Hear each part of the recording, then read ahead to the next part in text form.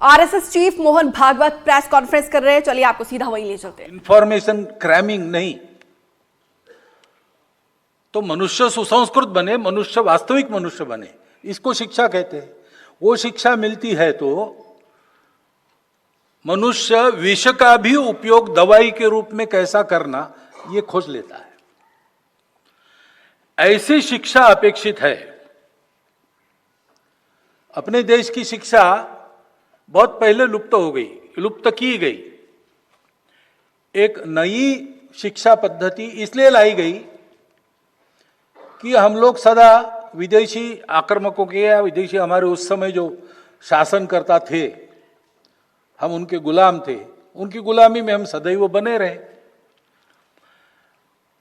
इस देश पर उनको राज्य करना था, इस देश का विकास नहीं करना था, और इसलिए सारी जो प्रणालियां उन्होंने बनाई उसमें हम इस देश पर राज्य कैसा कर सके इसको ध्यान में रखकर उन्होंने बनाया।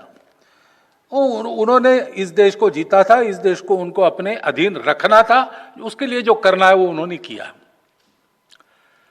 लेकिन अब हम स्वतंत्र हो गए तो हमको राज्य चलाना केवल नहीं है, प्रजा पालन करना है।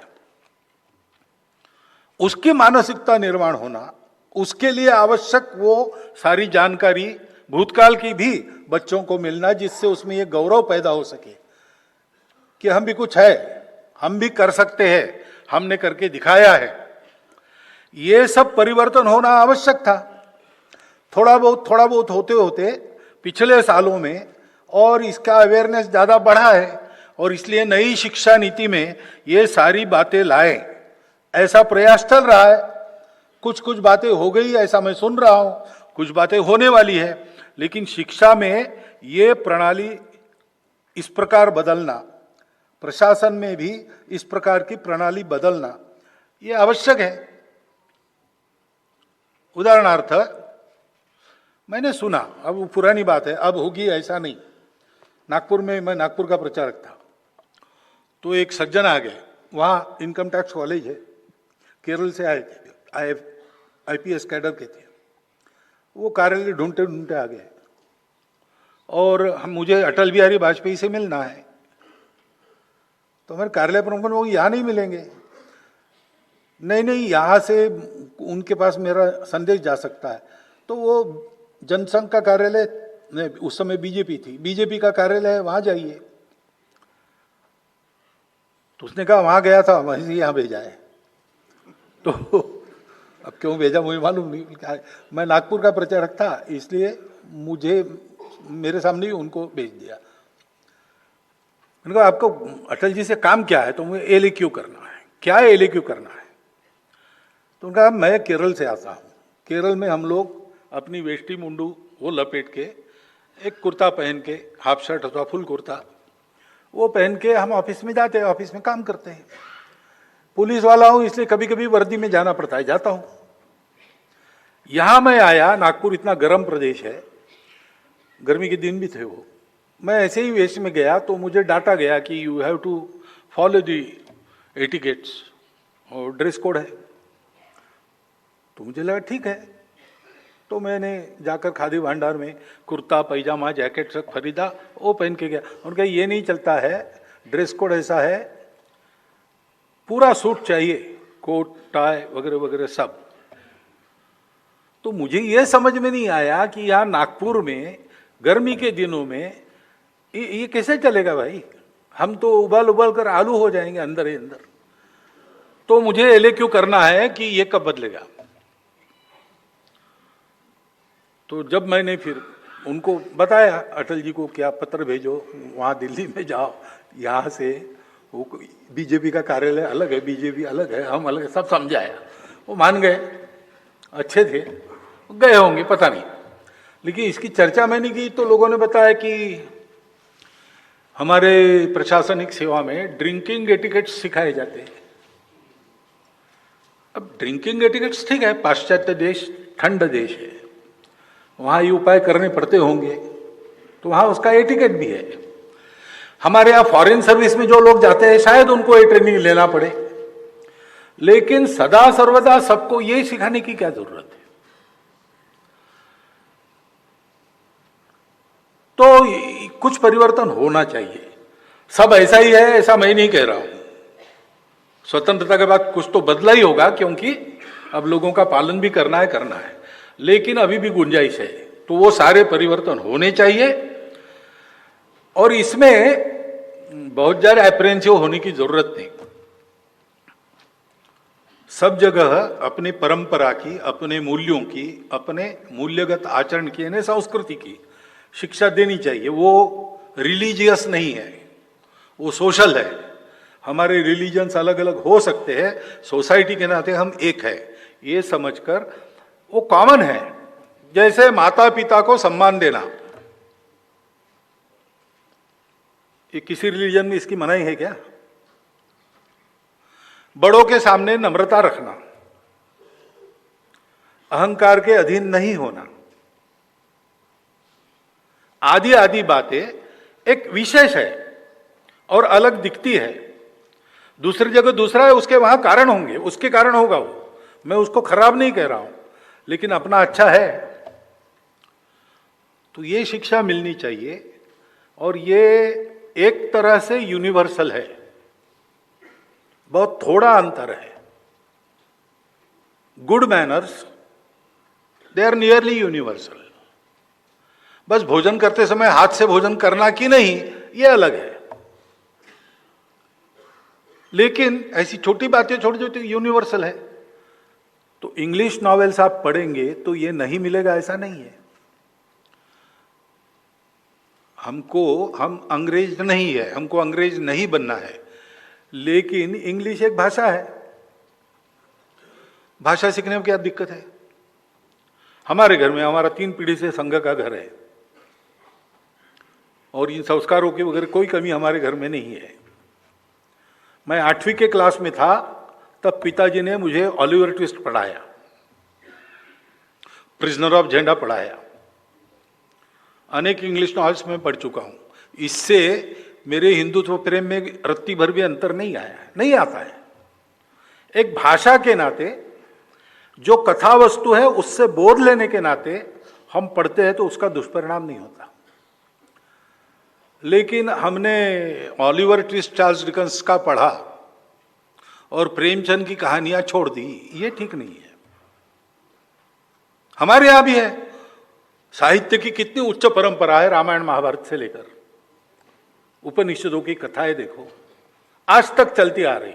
हर भाषा में एक लंबी अच्छी परंपरा है, वो सीखना चाहिए और इसकी शिक्षा सब में मिलनी चाहिए। क्योंकि मिशनरी स्कूल हो, मदरसा हो, कुछ भी हो, रिलीजियस एजुकेशन एक अलग बात है, लेकिन सोशल मेरिट के नाते हमारा सबका सिलेबस एक है। वो भारत की परंपरा है, प्राचीन काल से चलती आई है। जैसे श्रीमान आरिफ बेग आए थे, मैं नगर प्रचारक था अकोला में, विजयादशमी उत्सव के अध्यक्ष के नाते वो आए थे। तो उन्होंने कहा था कि इस देश की परंपरा कैसी है, सबके लिए कितनी अच्छी है। तो उन्होंने उदाहरण दिया था कि अलंकार सुग्रीव और अन्य वानरों के पास मिले, वो सीता जी के है कि नहीं पहचानना था। लक्ष्मण को बुलाया कि तुम भी पहचानो।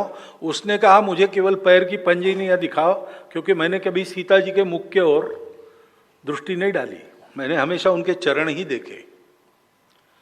अब इसमें जो एक संस्कृति झलकती है वो कितनी बड़ी है, वो सबकी समान है, उसकी शिक्षा सब में होनी चाहिए। उससे हमारे रिलीजन मार नहीं खाता, उल्टा अधिक अच्छा बनता है। ये समझना चाहिए और ये संस्कार सब में होने चाहिए। ठीक है, आपकी जितनी ताकत है, मेरी जितनी ताकत है, मिशनरी स्कूल में वगैरह जब होंगे तब होंगे, मेरे घर में तो होने चाहिए ना। यहां से हम शुरू कर सकते हैं, वो करना चाहिए। और हमारे यहाँ अभी जो नई शिक्षा नीति में पंचकोशीय शिक्षा का तत्व मान्य किया है,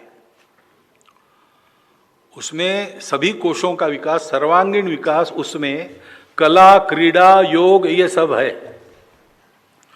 तो धीरे धीरे इसको विकसित करना पड़ेगा। जैसा मैंने कहा कि विपरीत शिक्षा में हम इतने आगे गए थे कि एकदम उड़ना संभव नहीं, तो टर्निंग शुरू हो गया है, वो रुके नहीं, चलता रहे। और पूरा टर्न होगा, उसको समय लगेगा।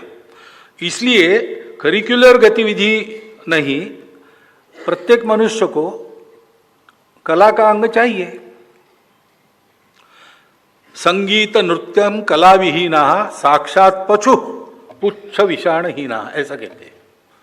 जिस मनुष्य को संगीत नाट्य नृत्य कला का अंग नहीं है, सभी का नहीं, किसी एक का, उसमें वो ट्रेंड ही होना चाहिए ऐसे नहीं, लेकिन अच्छा गाना समझ में आना चाहिए, सुर कान को पकड़ में आनी चाहिए, बुद्धि को नहीं समझे चलता है। इतना भी हो गया। ये भी जिसका नहीं होता वो कौन है?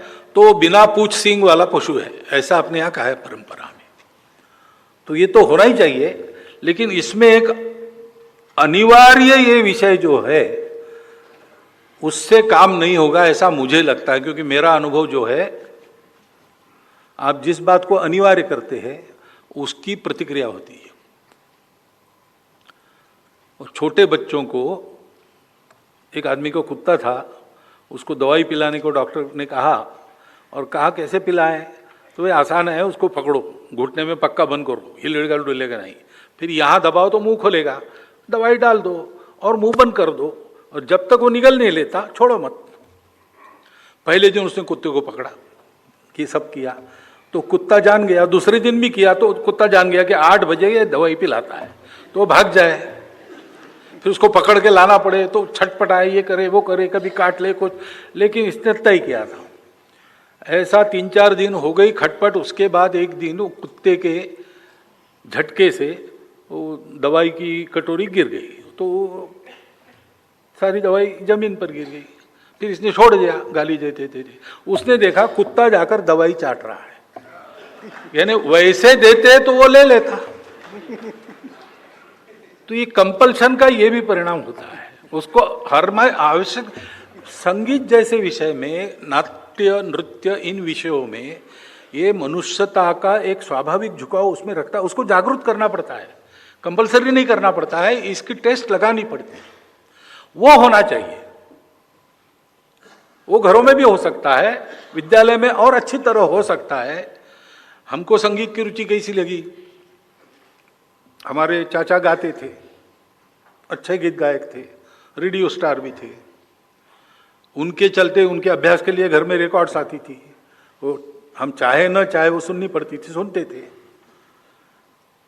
कविता सिखाने वाले शिक्षक कविता हमसे गवा लेते थे, तो हम सारा क्लास मिलकर गाता था एक एक कविता।